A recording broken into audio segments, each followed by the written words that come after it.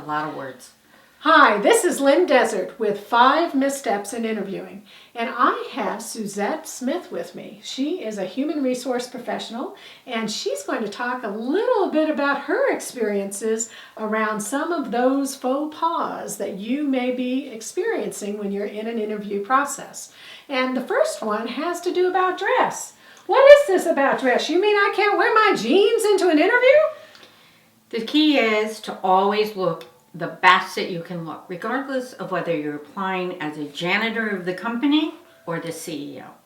Shirt, tie, pants, always. Jacket is nice if you have one. If you don't, at least a nice clean shirt and tie. So important. First impressions are everything in the interviewing process. Okay. Women should wear a nice blouse, jacket if they have one, pants, skirt, nice shoes, dress shoes, to just look as professional as possible. And I've heard that it's good to have maybe just a small heel. You don't want to go in with those 5-inch stilettos, right? No, you don't. Okay. Again, Leave professional. Them, yeah, professional. leave those for, in the evening, right? Yeah. When you go out and you have your evening time. Yeah. So Nothing fit really tight. Really just professional looking. Great. Okay. All right. Now, the second tip that we have is about not knowing your resume, and also having maybe some inconsistencies in the resume that trip things up. What about that? Have you got a story around that, Suzette? Oftentimes when I'm interviewing people, I mix up the resume a little bit. So I'll say, well, let's start in the middle. Let's start with your experience at XYZ company. Tell me a little bit about your experience and how long you were there for. If you can't tell me how long you were there for or exactly what you did in that job, it's a red flag for me. Oh, red flags can't be very good. They're not good. I don't have time to continue to interview someone who's inconsistent. There's so many people ready and able to work right outside the door. Okay, so knowing your resume, nail it down, and make sure that you practice. We talked about that, Absolutely. Right? In the mirror, practice. Practice.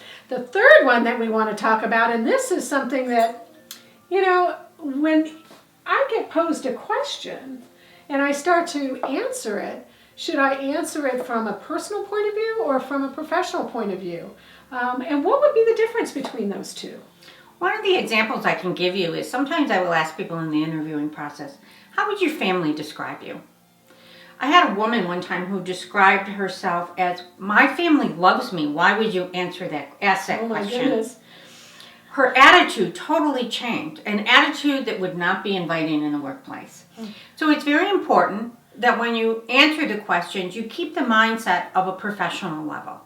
So when asked the question, how would your family describe you? I would say, my family would describe me as very hardworking, dedicated, those types of adjectives that help describe me in the workplace. Okay, very good. So keep it workplace focused. We'll talk about number 4. And in number 4, there are people sometimes that oversell themselves. What does that look like? They begin to tell me, I can give an example, a simple example. I would say, what level of Excel would you be able to work in your... And they would say, I am a grade 3. I can do anything on Excel. However, when I began to ask questions about how they've used Excel in their prior work experience, they were not able to tell me that they really met that level. Oh, so what they said they could do versus what you were inquiring about didn't match up. And that's really important because if we find those types of gaps, another red flag. We move on. Okay.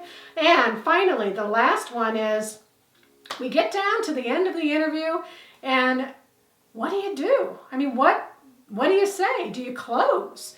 And according to Suzette, people don't close. They don't close. And what does close mean? She's going to tell you. At the end of the interview, it is okay to say, I've really enjoyed meeting with you today. Can you tell me what the next step will be if you think that you would be interested in my skill set? And also, could you tell me when I can contact you again? Take control of the interview politely and see what the next step is for you. If you get some not so great answers or body language, you pretty much know it's time to move on to the next job. If you get a warm, inviting feeling, then at least outline what it is they're looking for and the right time frame so that you're not being too pushy about getting the job. You need to remember you're the one with the sense of urgency, not them. And I'm just curious, let's say you really like that person, but they don't ask about next steps. What type of impression does that leave you with? They're not really someone that's very ambitious, that will go above and beyond in their job. They tend to not have really strong communication skills, not just from the good stuff, but with some of the harder questions that you would ask people. It just shows how driven they are and how professional they are at moving forward. Great advice. So next time when you go into an interview, make sure that you've got these 5 fatal flaws covered, that you're not doing them, okay? So practice, practice, practice, and you will be a success. And we'll see you next time. No red flags. No red flags.